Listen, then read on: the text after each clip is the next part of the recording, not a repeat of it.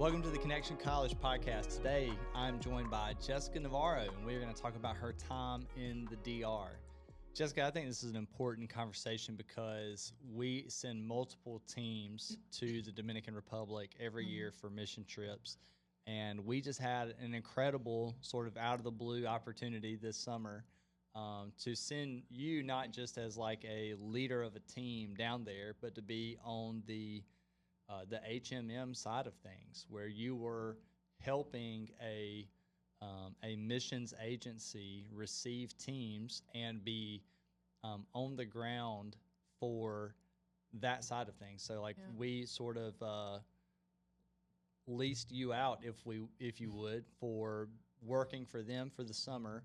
On the one hand, because sort of this college job is flexible, and this summer there was a strange window of opportunity to send you down there, which has been it's just from the pastoral side, it's just cool that we as a church and our elders approving that, having the chance to send you to go facilitate missions activity, which is just really cool. I'm proud of our church for being at a place where we can do that.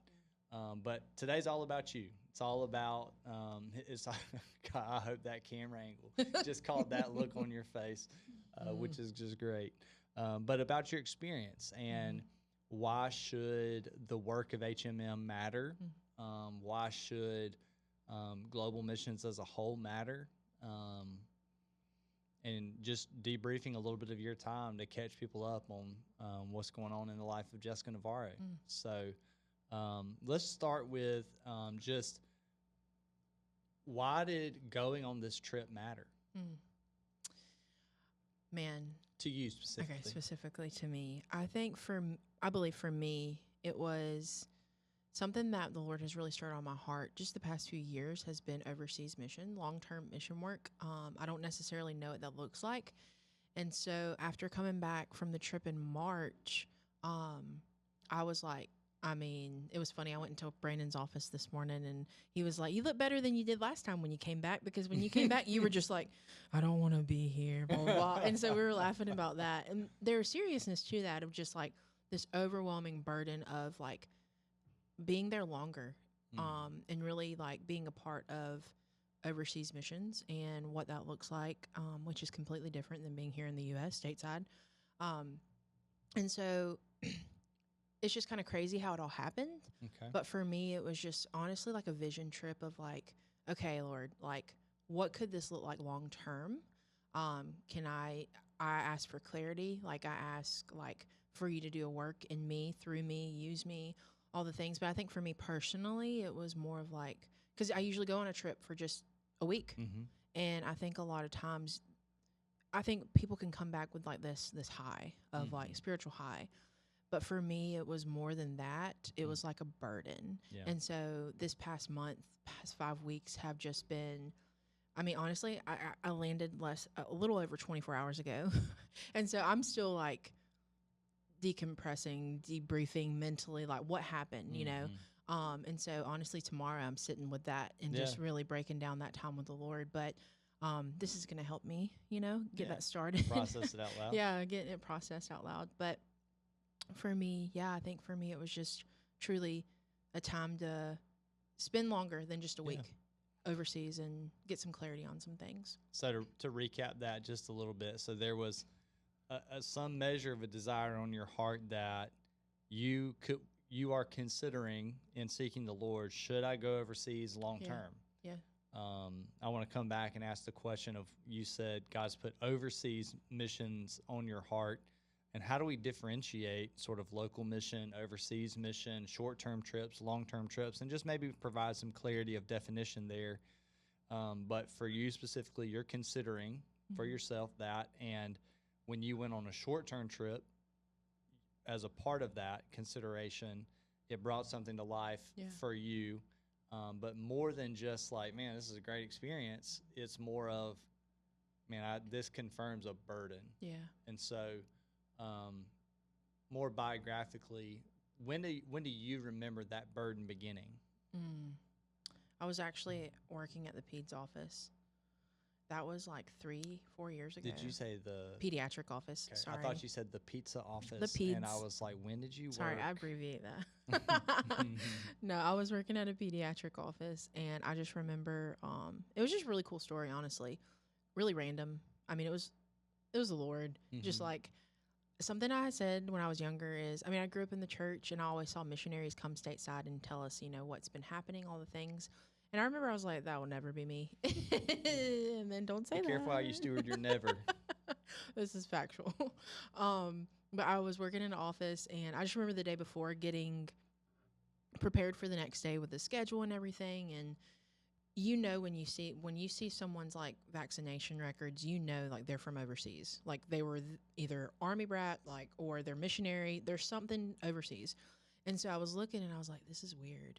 And so I was like, and at that point, I'm just trying to think how it all happened. At that point, I was like, something's stirring in my heart, and I just don't know what that is, of like taking the next step.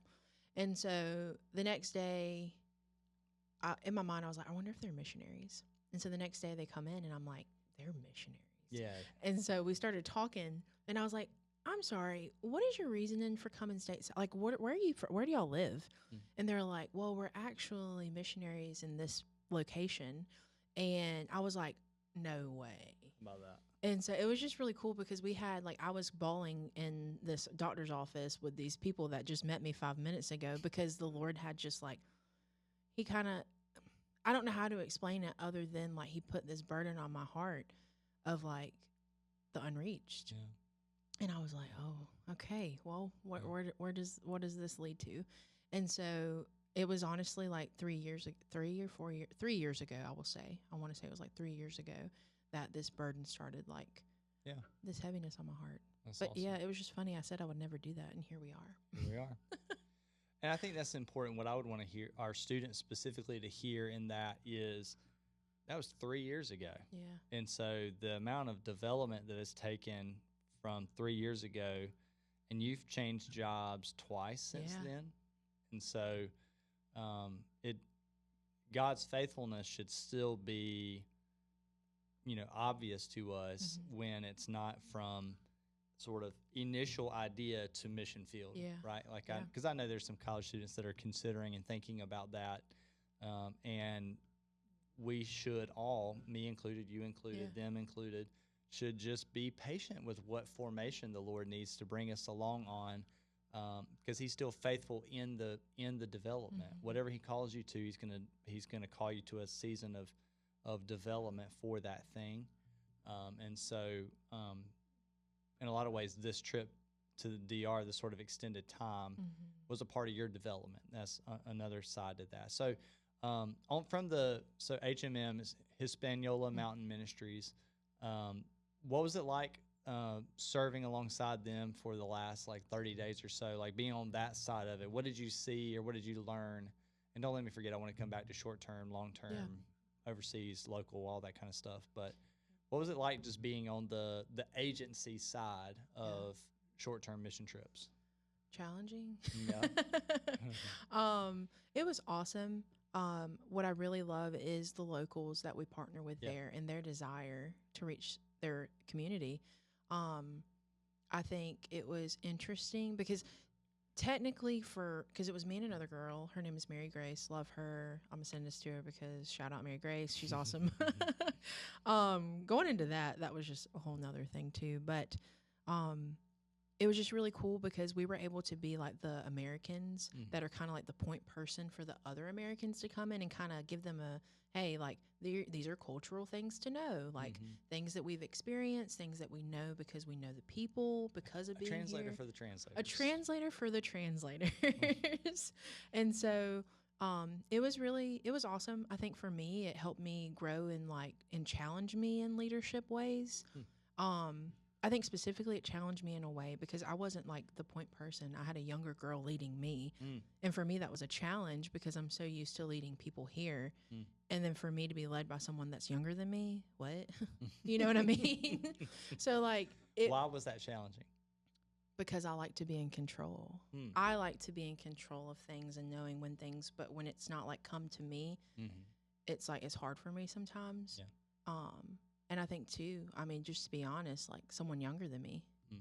that's a challenge to be led by someone younger than me. I mean, that's me personally. I don't know. No, I mean, I think when I first got this job, this was 6 years ago. So I was 28, 27, 28, Mhm. somewhere in there. And just about every connect group leader that was in their 40s or above stopped leading connect groups. Mm. And because I think it was a challenge for them to be led Yeah. by a pastor that was substantially younger than them. Yeah. And so there's something for sure there that, now in that situation, I'm on the other side of that Yeah. equation. And I've not ever had to be led by a pastor that was younger than me necessarily. Um, but yeah, I could see it kind of presses on Yeah. your pride a little bit. Absolutely, for sure. And also, I think like I just think of James like slow to speak, quick to listen, slow to anger, and like for me, challenging in ways of like, oh, I wouldn't have done that way, Yeah. and like, or oh, let her take this leadership role because this is her role right now. Right. Let me step down. Yes. Like, don't say that. I know you want to, Jessica, but don't say Yeah. that. You know what I mean?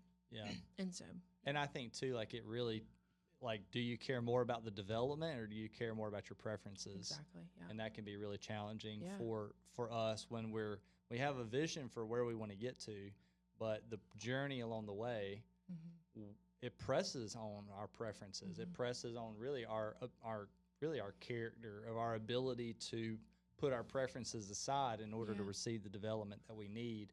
And I think college students are the most vulnerable to that Yeah, dilemma of absolutely.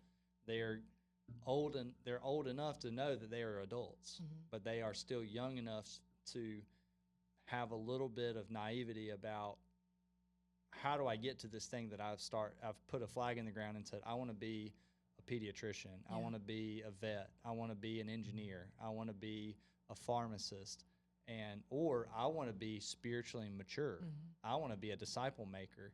There's a gap of development Yeah. in all of those things, and we have to be able to learn from people, whether they're younger, older, or anything in between. And so that's, as it's cool that you've experienced that, but I think it says a lot about you that you'd be willing to come on and say, this is one of the things that the Lord was growing me Yeah. in. So that's cool. Yeah. It was awesome. I just think like even having this conversation so much that happened that like I'm even praying right now like Lord like put in my memory jog my memory of things that like I may not have written down or I didn't think of in that moment. I think one thing that was really cool and what I knew what people would ask because they have asked me already but like since going on that trip like what is some like do you believe the Lord what do you think is next for you when it comes to missions? And I think I'm going to be very confident in saying this right now is I don't know, Yeah. but I'm okay with not knowing Right. because I'm going to continue to complete what the Lord has called me to right now in this season That's good. and be okay with not knowing what's next, you know what I mean? Yeah. But continuously walking and abiding with the Lord day by day so that when he does reveal it to me, I will know. Yeah. I mean, I think that's at a macro level, that's so much of what our church has been going through with experiencing God Yes. is I think we're all a lot more comfortable with what do I have to do in front of me today? Yep. And let me be faithful in that. And then God gives the next thing and then the next thing and then the next thing. And that's a much more beautiful vision I've found in walking with the Lord than saying, all right, we're going here. Yeah. And pressing every single day as if it's like putting in the GPS that I'm going from here to Alaska in a car and expecting to get there in 3 hours when the GPS clearly says it's going to take 24. Yeah. When you live with that kind of pressure of like, I'm going to get there now, Mm-hmm. regardless of what's even physically possible or mentally and emotionally and spiritually possible. So I'm glad that you're not feeling that pressure of like you have to have a clear, definitive, thus saith the Lord kind of thing. So let's talk about short-term, long-term, local, global, just sort of 4 categories of things that get thrown around as descriptors of all things missions. And so maybe clarify, and we'll do this together, but just definitionally, like what are we talking about when we talk about short-term, long-term, global, and local missions? Yeah. I believe short term is exactly what it sounds like. Is short term. It's like a week to even a month, like 2 months. Because So for I would say me, what you just went yeah, on was still short term. it was still short term. Yeah. I think that long term is what it sounds like. It's longer term. You know what I mean? Like it's a longer term of being somewhere. And I'm trying to think like when it comes to that, what exactly do you like? So for if you're a college student and you're wondering like what gets accomplished, like what's the difference of impact? Gotcha. Okay, now I hear what you're saying. I I got am to. very familiar with the terms short and long mean. I'm just saying. Okay. Do y'all see? This is what I have to put up with Jordan. Anyways, um, I think what was really cool to me, honestly, is I went in May, or March and May. Yep. You got to be okay with not seeing the fruit of the seeds that were sown. Mm-hmm. And because I think a lot of times, just realistically, is you can get so in your head of not seeing salvation that moment. Mm-hmm. But know that the seeds that you plant, they're not like those will come to completion in the Lord's timing. Those will come and reap and the harvest. But but that's the question that you have to ask yourself though. Whenever you do go away from that, is like, am I okay with not seeing fruit because I'm doing this? Am I doing it for myself to make me feel better, or am I doing it for the glory of God? Yeah. And so, and I think because, and it's a natural pressure because you've raised money, yes, you've asked people to pray for you. You know, you're nervous and you're going in faith. I'm talking about like college students or other people going on short-term trips, and you get back, you get off the plane, and whatever you've seen and experienced, and people are going to ask, "Did anybody get saved?" Yep. You know, or did you see anything crazy? Yeah. Did you see anything miraculous? No, that's so real. Not many things are going to top Casey DeMott burning a altar. Oh, we'll get to that though. No, but I think that's also beautiful because it goes back to the body of Christ. How like this foot may have gone this direction, but when this hand came back, like it saw what the foot like what it did, you know, previously. But that foot or whatever was not there for when the fruit did grow. Yeah, exactly. And so that's the beauty of the on the long-term side of it is those translators and HMM are there for the long-term work. Yep. So, and you get to see a longer version of a short-term trip, and that you get to see strategically one team came and then they left, and another team came and then they left, and another team came and then they left, and you're the continuity there, and so you're getting to see one level of like missional fruitfulness. But those translators and Scott and his team with HMM, they're there for years upon years upon years. And so it's just there's an expectation of impact, I think, that short term, unashamedly, we're praying in the direction of people getting saved, praying in the direction of a church being planted. But I remember Chris really challenged me on this. Like Chris genuinely believed the first time he went to Turkey that he would stand up in some city square, preach the gospel, and a church would be planted. And it's like that's not really how it rolls. But from a faith standpoint, he's right. Yeah. Like believing that God could, and by God's grace, would we want to see that happen? Absolutely. Yeah. You know? Absolutely. And so huge faith, but simple obedience. Yes. And living with whatever God shakes out in the middle of that. So I think that's a great description for our college students of what to expect from a short-term mission trip, of what we're hoping for. And so you've said that you have a little bit of a burden for, a lot of a burden for what it would look like to give your life to long-term overseas missions. And so why? Man. Not why for you specifically, but why does long-term overseas missions matter? Well, it tells us that the workers are few and the harvest is plentiful. I think that in order for, also kind of going back to like the Lord uses his people and we are his body, and why don't we, you know? That's an important point. We are his body. Yes. He has control over his body. Yes. And that's hard for us, Yeah, especially as absolutely. individualistic, free Americans. Of no, I've got control Mm-hmm. over my body, Yeah. which physically, yes, for Yeah. sure. But like, because of the precious blood of Mm. Jesus, we are now his body. Yes. He's grafted us back in. And so his will be done, his kingdom Absolutely. come. And obedience is costly. Like I'm going through experiencing God, and it was just funny how the weeks that I went through while I was there were just like hit me like a train of just like it was literally the week that I was struggling. Just FYI, I struggled while I was there, and I think specifically because I mean like I was away from my people for longer than a week, and I had to develop new relationships, which isn't necessarily hard for me, but like Spanish is my second language, not my first. And so I really had to learn like how to conversate with them and really develop a relationship with them because that second week we didn't have a team, we didn't have translators. It was just me and them and Mary, Grace. And so like they had already developed a relationship and I was just like in the pits. Yeah. Like I just remember Felt like an calling. outsider. Yes. And I was like, I called my friends and I was bawling my eyes out and I was like, I need you to pray for me right now. That's crazy. You didn't call me, so that tells me a lot Okay. right there. Stop. Number one, you don't want me to call you Kim Kardashian crying. That's a fact. And so I was just like, I was struggling. But how beautiful it was that it just brings me to tears because the Lord met me. Yeah. And it was like a father running to his daughter of like, your people are not here, but I am with you because that's who I am. Yeah. And if it was for me to go through that trip just to experience the Father's love like that, I would do it all over again. Yeah. And you don't experience it until you get put in a situation like that. Yes.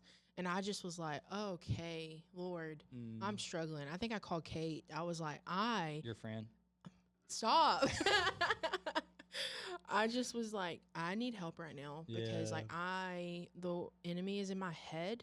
He's making me doubt, like, and I know that this is not from the Lord. Now imagine if that plane ticket's one way. Exactly. Exactly. And I mean, that's the reality of long-term mission work is that is why when we send people overseas for long-term, like we are in constant relation with them. We are constant prayer for them because Ephesians 6 tell us it's not against flesh and blood that we're fighting. We're fighting against the unseen world. Yeah. Absolutely. And so like that is the important part of being the hands and feet of those that are sent overseas but back home. Like we are to be in constant war for them. Yeah. And yeah, because it's not easy. It's really not. Like there's a metaphor that William Carey and Andrew Fuller, old English sort of pastor and missionary sort of duo, and William Carey said, "I'll go down if y'all will hold the rope." Yes. And that's what we try to do for our long-term workers is our responsibility. It's not just those who go and those who stay. It's those who go and we who send. Yes. And so we have a responsibility to actively hold the rope. If you've ever held a rope for somebody and keeping tension on it, like they need to know. If you just let go, they're done so, right? Yeah. But if you can start pulling them back, like there's just it's an active thing. It's not just like, yeah, we'll keep sending the check. It's we have to relationally hold the rope, and it's cool that you had people that would hold the rope for you, while you were there. Yeah.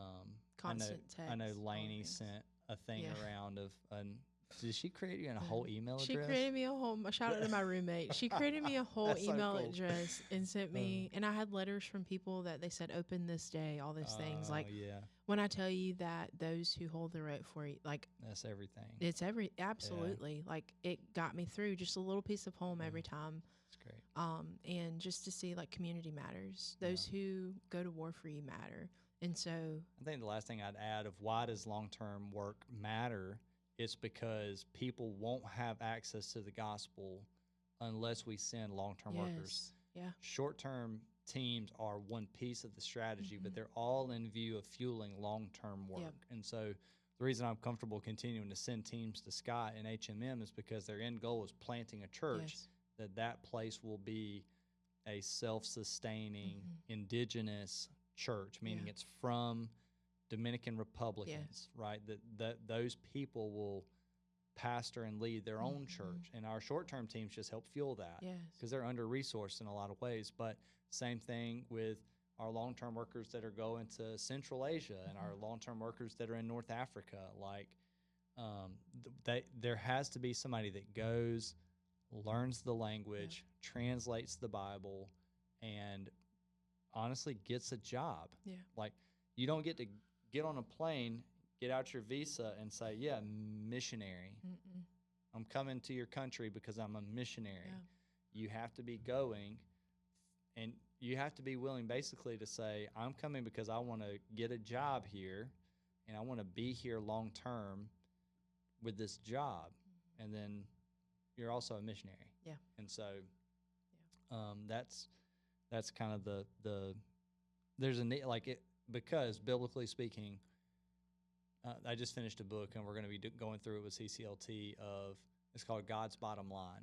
It's, does God deserve the glory only from the places that have been reached, or does God deserve the glory of every tribe, tongue, and nation?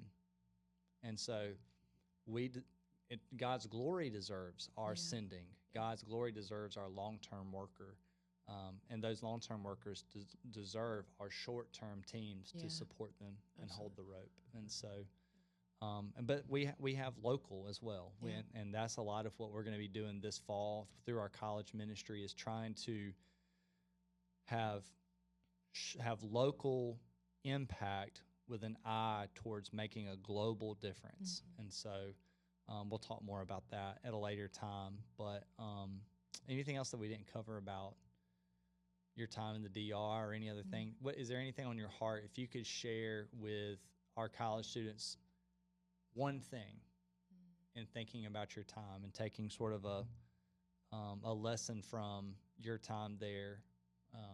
What's one thing you would share with our college students? I mean, I have a lot. I have a few things, but I think specifically, following the Lord is costly. Obedience is costly. Being uncomfortable is costly. It costs our pride, our comfortability, our dignity, whatever. But someone that modeled that so well for me and challenged me over there was one of our translators. I mean, his love for the Lord, he gave zero cares about the people that he encountered, like what they would think of him sharing the gospel. Like, his love for the Lord. I asked him, I was like, so tell me your testimony, because I've heard really good things about you. And he was like, I'm just a Haitian kid that grew up in the Dominican, and I love the Lord. That's all that really matters. But the way that he shared the gospel, he didn't care what anyone had to say about him. He would literally walk up to someone randomly. We were waiting for church to start. He was over there sharing the gospel with this big, massive group of guys. He just walked up and was like, he just started talking to him. Wow. And I was just like, culturally speaking, there's a lot of tension between Haitians and that have come over to the Dominican side of the island of like, so it's costly. It is. For the context of like, he's already starting in the negative relationally because he's Haitian. And so I just think, like, for myself, the conviction I had of just seeing him unapologetically share, I was just like, what does it take to do that? You know, honestly, like, what is it? My life that way. Yes. And I think it just takes obedience and being uncomfortable for the sake of the gospel. And that's just my challenge. Like, what would it take for you to randomly walk up to a stranger and start talking to them and share the gospel, you know? Yeah, if you want to experience a little bit of the discomfort and the living in a dependent way, I think saying living uncomfortably can land on sort of our American ears as like, well, why would I ever want to be uncomfortable? Like, it's more of like not living according to your ability. If you want to live a life that receives supernatural help, you have to do things that you can't accomplish and do. And so, I mean, I think even the line of like what you're saying of going and needing the God of the universe to meet you in your inability, like what you experienced, I'd love for all of our college students to just, and one of the ways that you can do that is by fasting. And saying, for 24 to 48 hours, starting there, of like every time you experience a hunger pain, like, God, I need you. God, I need you. And all the while, you have the ability to pull the ripcord on that, because you can just go to wherever and get food. But to be sustained and satisfied, and there's plenty of it there. Short-term mission trips will be another way, but like choosing, if you want to experience supernatural help, you've got to get over what you can naturally accomplish on your own. And so that insight from you is worth the whole podcast. So, well, I'm glad you're back. Yeah, I'm really excited for this semester. Yeah, me it's going to be a good one. It's going to be awesome. And so I'm grateful to our church to have the opportunity to even send you over there for an extended period of time. I'm grateful for everybody that supported you financially to be able to go and do that. Thankful for HMM and their partnership. Yes. They're awesome. Same. And just one more thing. I think what's really cool is that when the Lord puts something on your heart, like when he reveals something to you, even whenever you don't know how it's going to happen, walk it out, like step by step, because I just remember exactly. And I think specifically for me I was just anxious about like leaving the country and not being fully funded, if we're being completely honest. Yeah. And I remember the Wednesday before, I had a serious conversation. I told the Lord, I said, Lord, I'm going, but like this makes me nervous. Like I just like, I have all this anxiety inside of me. Yeah. Like I don't know where this is coming from. I'm going to have to fundraise while I'm over there. Literally the next day, within 4 hours, I was completely, fully funded. Wow. And I was like, it just took an honest conversation with the Lord, wow. Yeah. And I just think that what we think is impossible for us, or we don't see the like ending of it, like the Lord, he does his thing. He does his thing. And he thing. provides a way. And I just say, like, trust the Lord. That's good. And lean not on your own understanding. That's good. And because I didn't know where it was coming from, and yet here we are. And I'm so thankful to the elders, to our pastors, to you for allowing me to go, like, to be flexible, and because I experienced the Lord in a way that I didn't hear. I haven't here. Well, what I know is that our college ministry will reap the benefits of that too. Yeah. And so, it was awesome. Well, cool. Well, glad you're back. Yeah, glad to be College back. students, we love you. Yes. We can't wait to get college nights kicked off again. And we will see you next time.